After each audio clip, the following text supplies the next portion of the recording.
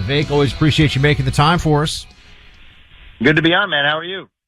You know, pretty good. I wanted to get your take first off. I mean, we're on the cusp here of a debate that you won't be a part of. One of your competitors, Ron DeSantis, governor of Florida, will be tomorrow.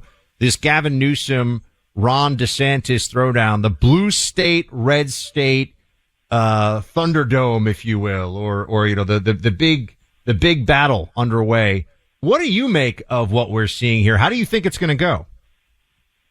I don't really care one way or another. I think it's a random charade between, I think it's interesting how Ron DeSantis wasn't running for president for a year and a half while being a governor in much the same way that Gavin Newsom is also now not running for president. That's absolutely what Gavin Newsom is doing. So I think it's a nice little win for Gavin Newsom to be able to pre-bolster what will almost surely be the seat that he takes as the Democratic nominee after they get their puppet Joe Biden out of the way. I do think that we're missing the point if we think that Joe Biden is really the nominee. I think Republicans who have trained their fire on Joe Biden are missing the point that he's not really, in any meaningful sense, the president or the nominee. He is a puppet for the managerial class. And so in some ways, I think that this does a great favor to providing a platform for Gavin Newsom to be able to advance and get a head start on that presidential campaign, but without actually having declared it. And, Republican establishment that once again continues scoring a series of own goals. It doesn't surprise me that they have failed to see that for what it is. I agree with you that Joe Biden is not going to be the nominee. Buck and I have a stake bet over this. I do not agree, so I think Yes. This is going off the rails real fast. But go ahead. So you may be able to come join us on that dinner if we end up being correct. But if you are right and if I am right that Joe Biden is not going to be the nominee, you think it will be Gavin Newsom. How do they get past Kamala Harris without being racist and sexist? And how does the fix happen? I was debating this with my wife the other day. How do they go about removing Joe Biden? What do you think that process would look like? Because I agree with you that he's not going to be the guy. How do you see it playing out? Well, they've already got the cards lined up a little bit. So first of all, the Kamala Harris problem is easy. You make a hollowed-out husk of a joke of the vice presidential role and have her be in the place where she can do the least damage possible. Be the vice president, give her no responsibility. And that's the one thing that I would say that Joe Biden has done well, is make sure that Kamala Harris doesn't have any responsibility. So I think the less she does for the country, some people make fun of her for not showing up. I think that's been one of the great national services she possibly could have done, was actually to stay far away from anything that affected this country. So I think that can just continue for another 4 to 8 years in the Democrats' view. So I think that solves the identity politic problem. Now, what about the Biden problem? To the extent that there is still a man who has some semblance of free will left in that body, what if he doesn't want to step aside and out of the way? Well, here's the answer to that. This is what the so-called documents investigation on Biden is all about.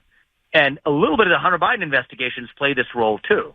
These are cards that I think they don't want to pull unless they have to, but they are what you call in the business world a call option, right? I think that that's a option that they can exercise if they need to in order to get the old man out of the way. And so that's what that documents case is all about. And there's a little bit of a twofer built into that, because when they do that, even if Biden cries foul or whatever, they already have the narrative set up to say that, well, they said that we had a politicized investigation of Donald Trump in the documents case, but see, now we're just applying it even-handedly, that there is actually one rule of law. That's sort of the Merrick Garland deep state line that they have ready to go. It legitimizes everything they're doing against Trump while also getting Biden out of the way in one fell swoop. And so I think that's kind of how the managerial class deep state operates. It operates and transcends above the lines of traditional partisanship. And so they'll just close the loop in both addressing the allegations of politicization of the justice system while using that very justice system or injustice system, as the case may be, to sideline Biden and achieve the actual goals of the managerial class that has lost or will have lost their use for Biden.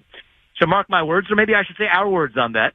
We're on the same, at least one of us is on the same side of this. And I think it'll be in the next 3 to 4 months that this happens. And I'll even give you a very specific prediction on timing. What they're waiting for is for the Trump trials to begin. And that's really when they'll be able to slip that in while minimizing the fallout from it. Because their bet is that he'll be almost the runaway nominee by then.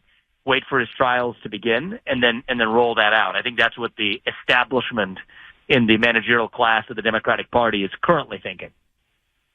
Speaking of Vivek Ramaswamy, he is running for president, and Vivek, you've got some interesting numbers looking forward here into Iowa and New Hampshire. What is your pathway here, and why at this point? I mean, you're still very much in the mix. Why at this point should it be you and not just Donald Trump, who's out 30 points, 40 points, depending on the poll, ahead of the pack?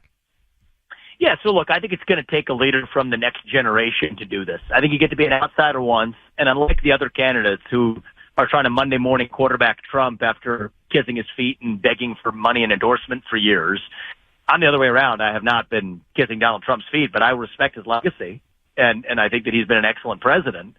But I think it's going to take somebody from the next generation now to take that America First movement to the next level. And if you look at, there are certain issues I've espoused in this race. I mean, from being open about the fact that Ukraine is not some democracy and our own taxpayer money is funding the persecution of Christians in Ukraine or the persecution of Christians in Armenia, or for that matter, the fact that we need to shut down agencies like the FBI, or that Ronna McDaniel needs to be fired, or the fact that the climate change agenda is a hoax. And one of the Iowa specific issues, a carbon capture pipeline that they're using and building across the state, using eminent domain to seize the land of farmers, to bury carbon dioxide into the ground. Across any of these issues, there's a reason why I'm the only Republican candidate who's actually been able to stand for these issues with a spine. I'm an outsider in this race. And you know what? Every politician is dancing to the tune of their biggest donor on that debate stage. In my case, that biggest donor is me. And I think that's a big difference between me and the rest of this field. I think Trump had a big element of that, which is why I respect him. But now it's going to take a leader from the next generation with fresh legs to actually reach the next generation. 40% of our donors right now are first-time ever donors to the Republican Party, which is unheard of in our party. It's normally 2%. We're bringing young people along in droves. So I think I can win that general election in a landslide by bringing those young people along. I also think my path that you're asking about, I think we're going to shock the world with what we do in those first two primary states, including in Iowa. So I'm undoubtedly, among the major candidates right now, the underdog.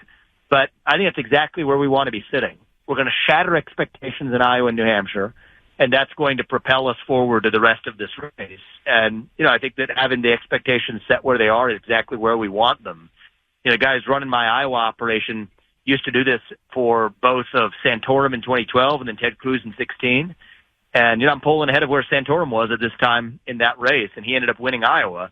Santorum didn't have the money to continue, though.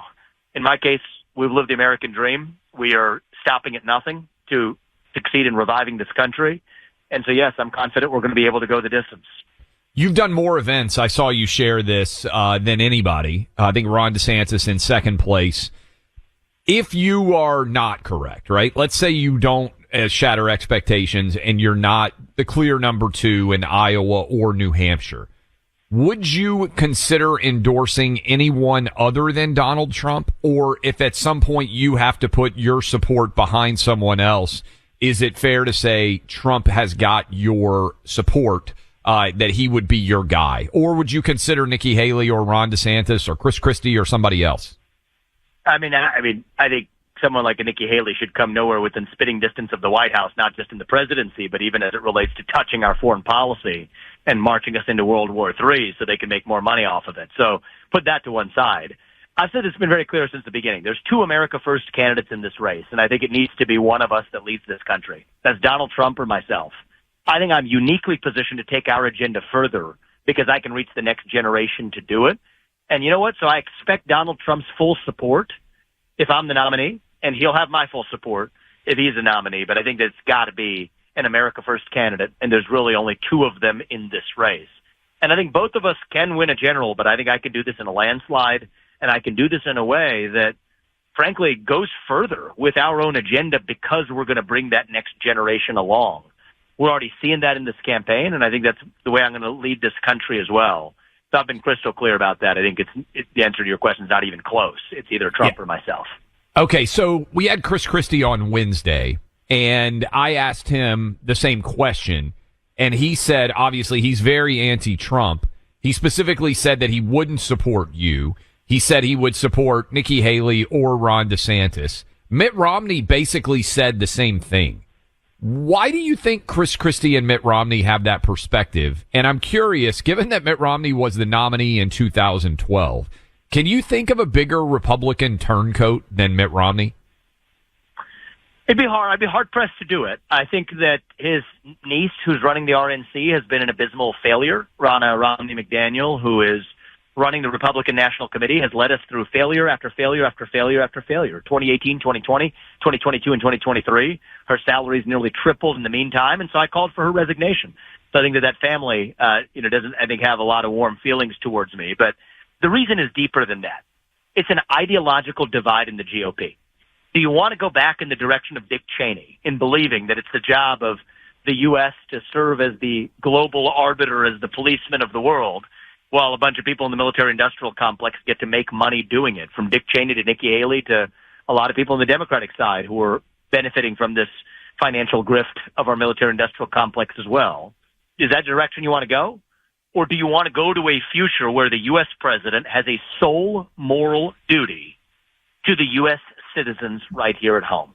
That's a fundamental ideological split. And I think that Chris Christie and Mitt Romney and Karl Rove and Dick Cheney and Nikki Haley and Lindsey Graham and, you can just go straight down the list of that Republican establishment, Chris Sununu, whatever. They're all on one side of that ideological divide. And on a certain day, Ron DeSantis is too, though sometimes he's, Schrodinger's Ron, as I like to call him. You never know whether he's inside, which side of the wall he's actually on, to play on a physics analogy here. But, I think that everybody else, where they are. They're on one side of that divide. And I think Donald Trump and I are on the other side of that divide. And so it's clear why that Mitt Romney, he was clear. He said he would rather vote for a Democrat in 2024 than Donald Trump or myself.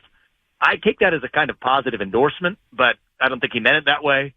Regardless, I think America First is the way of the future. I think we're bringing along. I was just at an event. I'm here in rural Iowa looking at farmland on a bus as we're talking here. We actually just at that last event, I had a number of people who were independents, one of whom was a libertarian, said he switched over his registration so that he's able to vote in the caucus for us. These people are not polled. These people, I think, are going to be what allow us to shock the world. The set of people who are not polled, who are actually supporting us, the numbers are wild in Iowa and in New Hampshire. Iowa in particular, that's going to be a shock. And so I think we're going to be successful in not only winning the nomination, but precisely because I'm getting that backing. I think I can win the general in a landslide like what Reagan delivered in 1980.